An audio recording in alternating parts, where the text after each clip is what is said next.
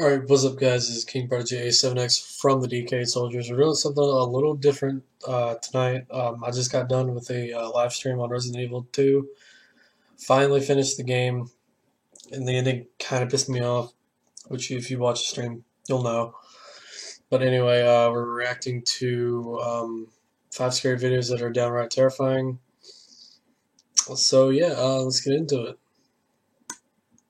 The world can be a cold and harsh place for the living, and as these paranormal explorers came to find, the same can be said for the afterlife. Number 5, there's a YouTube channel called The Ghosts of Mrs. By the way, I'll link this YouTube channel down in the description below if you guys want to check it out. Mississippi that goes to great lengths to debunk supposedly paranormal hotspots. You may remember an incredible video of theirs that I analyzed at the Wolf Manor in Clovis, California, in which a cross pushes itself through the floor. Anyway, the point is these paranormal investigators aren't afraid to travel across the nation for a good investigation, and that's the kind of dedication that makes their channel the real deal. With that said, there's another series of haunting videos of theirs that I want to focus on, ones that center around a haunted church that's in their home state, a place they've investigated often. On December 19th, 2019, they enter the church and begin addressing any spirits nearby. They apologize for the condition of the church and show genuine sympathy. Then, after establishing a certain level of trust, they make a small request of anything listening. Or just make one loud noise? Of course, he could have just dragged his own foot across the floor to make the sound, so this alone isn't conclusive evidence of a ghost. But when they get out the spirit box and start asking questions, they get 2 clear answers. Here's the first. Alright, do you want to speak to me now?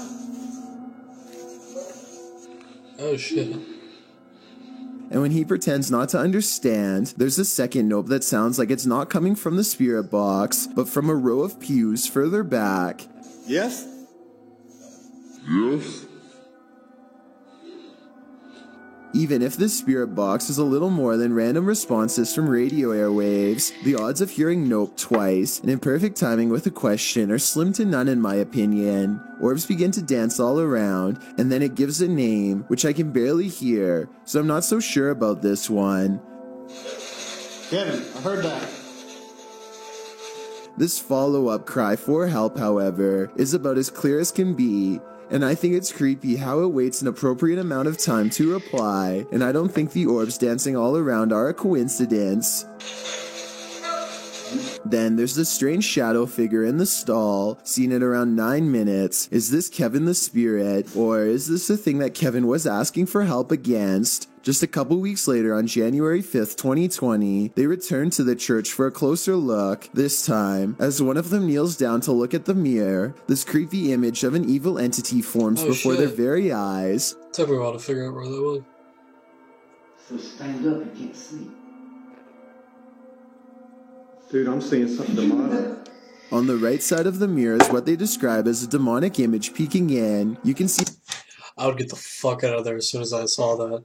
its hands raised, and if you pause at 3 seconds, there's also 2 eyes and a small open mouth. When he stands up, the figure disappears and does not return. Of course, this could simply be a dirty mirror, but according to the investigator kneeling down, he felt something grab his hat, and when they shine their light on the mirror to try and recreate it, they can never make the figure return. Roaming cold spots begin to pass over them, and they decide to leave before anything else happens. But on the way out, I hear a hiss at 1 minute and 11 seconds. And as they reach the final room, they hear a warning sound from deeper within that I have no explanation for other than the paranormal. Instantly would fucking yeet out that bitch. Fuck that. This sounds like no animal I have ever heard, and I can practically hear the hate in his guttural growl. They search for the source of the growl for just a moment longer, and then decide to get out of there fast. With so many sounds and sightings in such a short period of time, I have little doubt that something horrifying lurks within these walls. Its very existence is a defilement of this location, but perhaps that's exactly why this demonic force has chosen to make this place its new home, and I doubt it's leaving anytime soon. Number 4. Steve Richards and Jason Griffiths make up... By the way, sorry about the lighting. I know it's kind of dark, but yeah. The Ouija Brothers, a fearless ghost hunting duo from the English Midlands. What makes them different from most, aside from their bravery, is that they are more skeptical and often set out to debunk famous haunted locations rather than promote them. With that said, they may have met their match at Shepton Mallet Prison. Built in 1610, Shepton Mallet Prison is the Actually, hold on, let me fix the lighting for you guys. Oldest prison in the country, and also was the longest running until its closure in 2013. 4 centuries of brutal treatment have since created hostile spirits who were, for the most part, already not good people to begin with. So much horror has happened here that a strange feeling of negative energy is said to have washed over the very walls themselves, and it isn't long before the Ouija brothers, despite their usual level-headedness, find themselves looking over their shoulder and questioning every sound. Sure, any building that's centuries old is bound to make some really creepy noises, and some of what they record just sounds like the foundation setting and stuff like that. But other encounters, like what happens here only 2 minutes into their investigation, seems to be in response to a very specific question. Are you upstairs? I agree with them that it's coming from somewhere above, but let me know if you do too. Whatever's following them, it seems to prefer to have a height advantage at all times. But check this part out at 8 minutes and 25 seconds. Jason actually looks up a split second before he hears the noise. So did they plan this and he messed up? Or did he sense it moments prior? Is that you? He was up above, weren't he? Confident they found a particularly haunted prison wing to explore, the Ouija brothers walk past each cell, encouraging anything inside to come forth, and they gently coax the spirit into revealing itself. Steve is too busy looking straight ahead and misses the light anomaly appear against the wall right next to him. I fully admit that it could be their camera equipment, but it never happens again a single time. And get this, the light appears at the exact same moment. Jason wanted to know if the spirit remembers what life was like at Shepton Mallet Prison. If you wish to come out, knock on the door that you want to come out of. Do you remember? Neither of them see this though, and so unaware that it's already worked, Jason continues to talk to the spirit about how the prison guards were able to go home while they had to stay here, and out comes the loudest bang of all. Whoa, what was that? I'll get the fuck out of there. That's just me. But that's not all they hear. They get out the electromagnetic meter to try and measure air currents for paranormal activity. Nothing happens at first, but then it beeps loudly and turns green for a long time. They can't get the meter to do it again, and are trying to figure out if this was a glitch when they are interrupted by something scary mid-sentence. I'll enhance the audio to make it easier to hear. It sounded very violent, didn't it?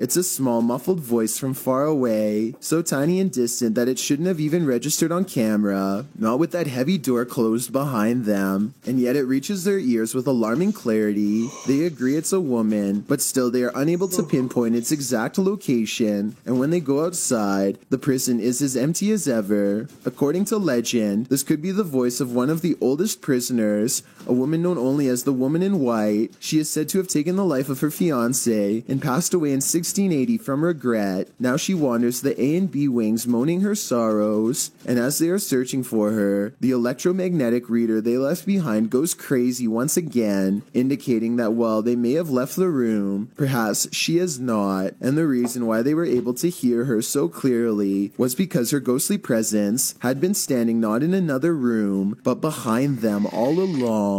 Number 3. Connor Biddle and India Hopwood are a ghost hunting team who travels travels to different haunted locations in search of paranormal encounters, which coincidentally is the name of their channel on YouTube. Born in Indiana, Connor released a full-length paranormal documentary in 2012 and has never stopped investigating. His partner, India, moved to South Carolina from England and has been visiting haunted locations since she was 10 and began heading investigations as a teenager. They have nearly 2 decades of combined experience dealing with the afterlife between them and a lot of interesting evidence to share. This time they find themselves in Wytheville, Virginia to explore the infamous Octagon Mansion. I am in the Octagon Mansion, alone.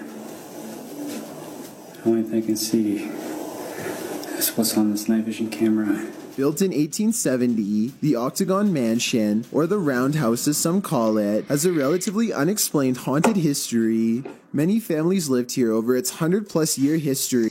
The bad thing is I live in Virginia. I've never heard of this place whatsoever. And it was also a few different businesses for a while. By the way, as soon as I seen that doll, I'm fucking out. I don't know what, but ever since I was little, I had... Any dolls that are like that, they're creepy as fuck. It's not me. I don't deal with dolls like that. Of which lasted for some reason. The town itself once experienced a viral outbreak that took over 100 lives, and this may have tainted Wytheville with many restless spirits. With that said, it should come as no surprise that a little host girl is said to be on the 2nd floor, especially considering the outbreak targeted kids. As Connor is exploring the 1st floor, his camera goes out of focus a second before he senses something nearby. There's nothing to make it go out of focus, and yet the background changes as if someone is standing right in front of him. Is there anybody here? And it stays blurry like this for 11 full seconds before snapping back into focus for no reason at all. And this noise happens a few seconds after coming into focus, almost like an invisible left the shot and went into a different room.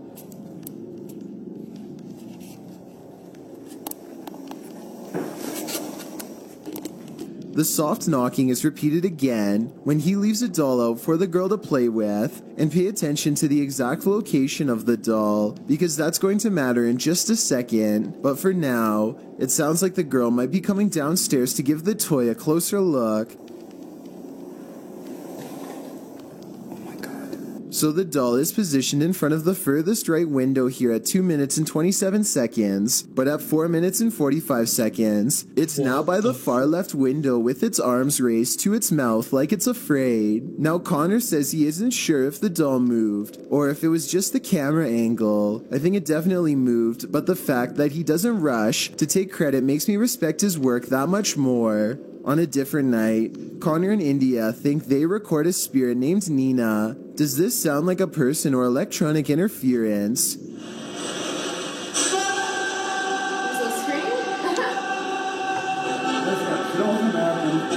I respect that India is able to keep composure. My reaction was more like Connor's. She must have really seen a lot as a ghost hunter for this not to bother her. Anyway, this sounds like a scream of pure agony in my opinion. There's not any hatred in the voice, just pain. Perhaps a final scream from the girl upstairs. And if you didn't think the last sound was human, this one definitely is a woman's cry.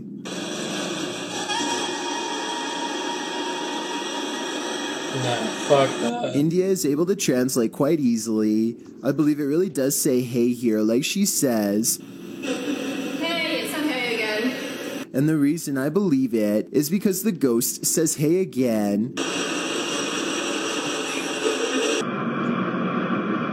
As for physical sightings, this is the best piece of evidence Connor has to offer. It's all real. Every bit of it.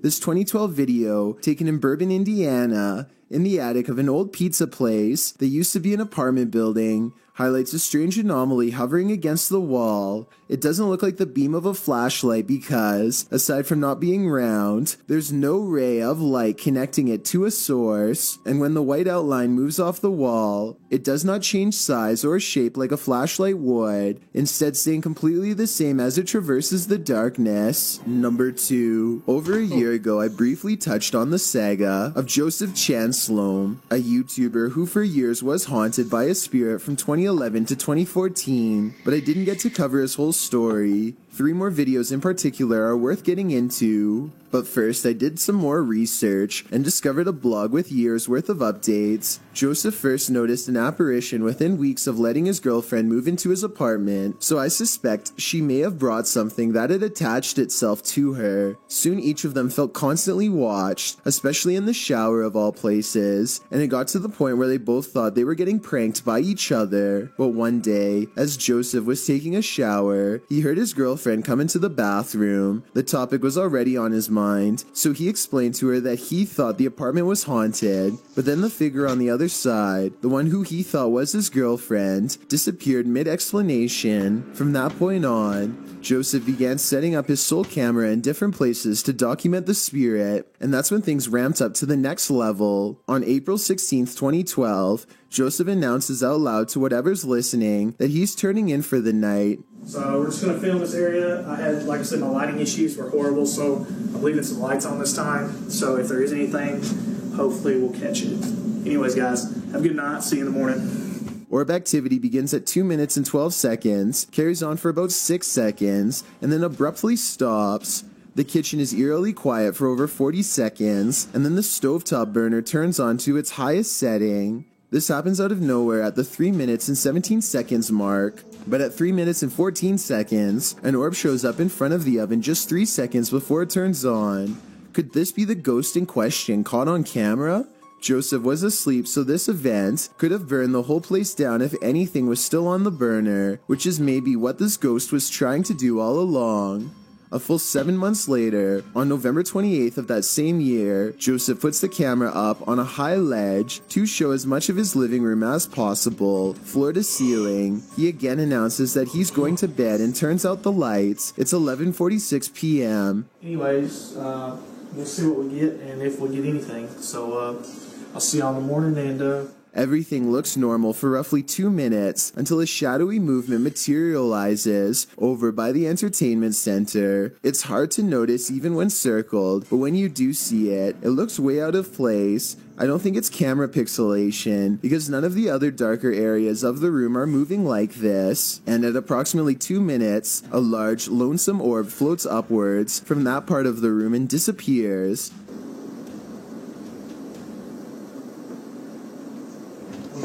Fuck that, dude.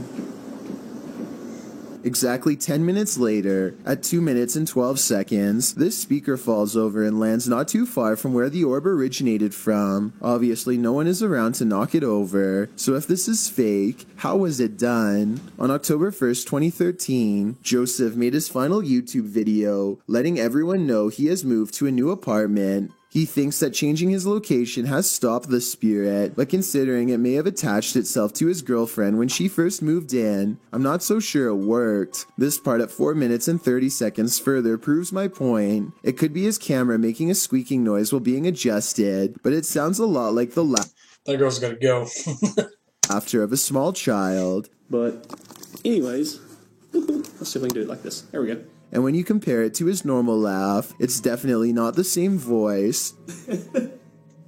And that's pretty much the last anyone's ever heard from him. The last update comes from his blog on July 25th, 2014, promising more videos that sadly never came. I don't know what happened to him. No one does, but suddenly dropping off at the height of your fame is not reassuring to say the least, and makes me wonder if something terrible happened. I've got a challenge for you. Since you've made it this far, why not like this video and hit subscribe in the next 5 seconds? Because I upload 4 new scary videos every week. If you're curious about what I look like in real life, then go to my Instagram at DylanIsChillinYT and tap that follow button to find out. Number 1.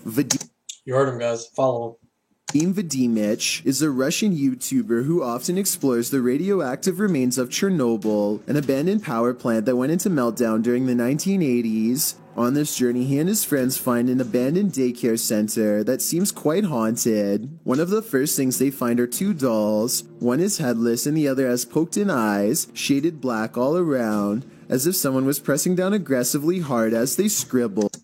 Fuck that. Fuck that, dude. It's not a welcoming sign, but could just be the work of some edgy teens, or maybe even someone in their own group, so they press on. Across from the dolls is this picture of a Russian team all huddled around a strange object in the center. I don't know what this is in the middle, so someone help me out because it might be a clue. I assume this was a picture of the kids who used to come here before the meltdown. Who knows how many, if any, actually made it to adulthood due to the radioactive exposure. Immediately behind the photo is a creepy old picture of a Russian woman in full uniform crying. I don't understand the significance of this picture, but I feel like they are saying something important here. So translate this part from Russian to English if you can. After a while, it becomes apparent that they are all being watched. I only know a couple words in Russian, so I wasn't able to get what they were saying. These white eyes first appear on the other side of a window at 2 minutes and 15 seconds. I thought it was just his light, until I realized the light is hitting his chest and shouldn't be visible behind him at all. And here at 3 minutes and 52 seconds, the eyes appear again in a doorway, much closer. It's just for a split second, but I mean, whose flashlight looks like that? Nobody's that I know. Those look like eyes for sure. Glowing ones at that. They come across a portion of building they've explored before, but this time the door is partially opened, so they cautiously step inside. The first thing I noticed were these floating eyes at 7 minutes and 56 seconds. They look exactly the same size and shape as the ones before, but what they saw was the top of someone's head, someone incredibly tall and standing totally still. Standing motionless is a figure, with a blacked out face and long white garbs. They run away and soon encounter it again. Its white clothes somewhat resemble the doll clothes we saw earlier. Could that have been a warning? When it gets close to them, it seems shorter than before, but impossibly broad-shouldered and powerful looking. I don't know why they let it get this close, but I guess they were frozen in place from fear and tired from running. I hope this was just a mannequin or something, but when it does this, I know it's far from a prop. Да, Вадим, уйди назад. The group retreats back inside, and now cornered eventually resorts to smashing through a window and takes a risk climbing through broken glass just to get away from whatever they just saw. So I think it's real. Reddit can be one of the scariest places on the internet if you know where to look. And trust me, I do. Also, my new song, Stuck at Home, is out, but please don't listen to it. Alright guys, so this is my first reaction video, actually ever. I do plan on doing more of these, if they do well, which I kind of hope they do because, you know, I kind of like doing this. Though I do have news, I'm possibly might be getting a gaming PC here in the next couple of weeks, so I'll be able to do like Minecraft, GTA on the PC. I'll be able to do stuff with Thomas on the Java when I get it and all that. And I have a lot of plans for it. But anyway, guys, I hope you like this video. Make sure you like, comment, and subscribe. As always, guys, this is King Prodigy A7X from the Decayed Soldiers signing out.